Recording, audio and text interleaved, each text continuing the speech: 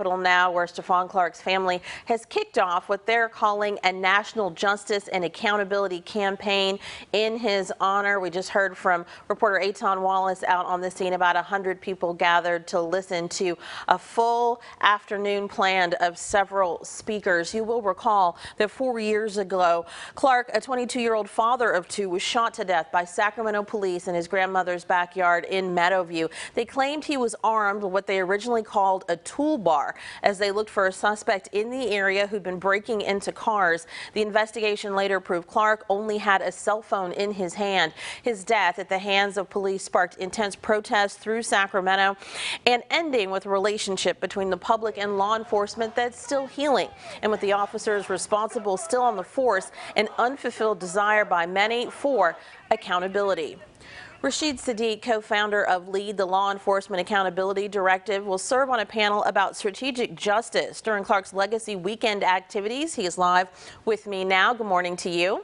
Good morning. How you doing? I'm doing all right, thank you. Thank you for being here. First, it's been 4 years since police shot Stephon Clark to death, his family knowing for hours that officers had killed someone on their property. Not told, though, until much later that their grandson was the fallen man in their yard. What do you remember about how you felt in the days after they and the community learned what really happened in this situation and what you may have felt was wrong with what officers did here?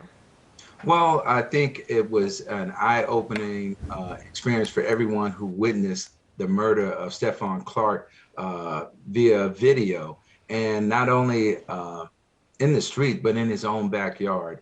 And so I think the city of Sacramento and the nation showed their outrage when they actually saw the video, saw that the police accountability to their actions on that night was little to none. It was a slap on the wrist as we see it, because no one went to jail, no one lost any pay. So it was business as usual for the police department. And what I think happened from this point, it was a kickstart into a social justice movement, at least for Sacramento, that has continued to today on the steps of the Capitol. Sacramento erupted in protest in a way I've never seen in my entire time living here once more and more facts about this killing came to light. Where do you think we are with what people were so upset about then, 4 years after Clark's death? Well, I think there's a lot that has transpired since then, and I would like to tip my hat off to the Clark family for allowing us to use Stephon Clark's murder as a springboard to all of these bills or measures that were passed in the name of Stephon Clark, like AB 392. Dr. Weber and Kevin McCarty, assembly members who spearheaded that movement, became possible because of the attention that was brought on by the Stephon Clark murder. And so I think we are better off than we were 4 years ago, but there's still a lot of work to do. And has been a push for more accountability, more scrutiny on the hiring of police officers. There has also been a push to have more information on officers who move from county or from department to department. So now that they are, hopefully we can get some of those things passed. There has not been a national bill that addresses those issues, but we are on our way. Unfortunately, with the repeated killing of unarmed black men across the country in the years since Clark was killed, we've heard a lot about demands for social justice. The panel that you'll be speaking on this weekend is about strategic justice. What is that and what goals do you hope it will achieve?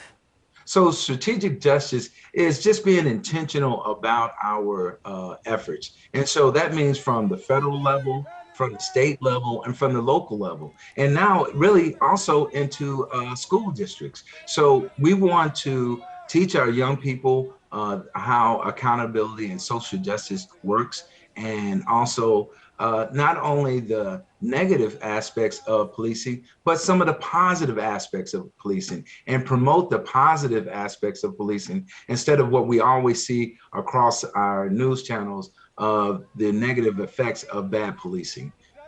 Yesterday, speaking of policing, the city of Sacramento celebrated its first female police chief.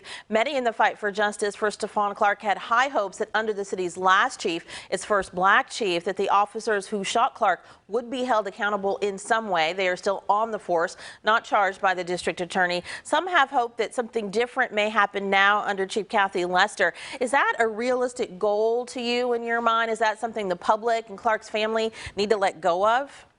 No, I don't think they need to let go of, but one police chief cannot change the laws. Only the people can change laws. So the police chief and city managers, all they can do is follow the law at hand. And it's up to the people to make sure they show up and vote and make those changes law.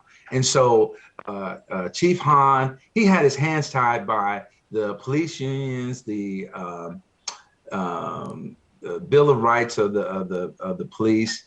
So there's a lot of things that come into making a police accountable. And so that's why it starts at the federal level, the state level, and the local level. You know, if we can get people galvanized to now show up at the voting polls and make sure they are heard, and that we have legislators who are bold enough to put this out and go against these strong police unions, because these police unions are very strong. And so they have more power. They're more organized than our local activists. Communities. Communities, yes, yes. We're going to have to put a pin in it there. It is a huge topic, and we know there'll be a lot of discussion about all of these issues throughout the weekend. We want to remind everybody that we've got the whole listing for Stephon Clark's Legacy Weekend and all of the activities on our website, fox40.com. Rashid, thank you so much for being here today. Thank you.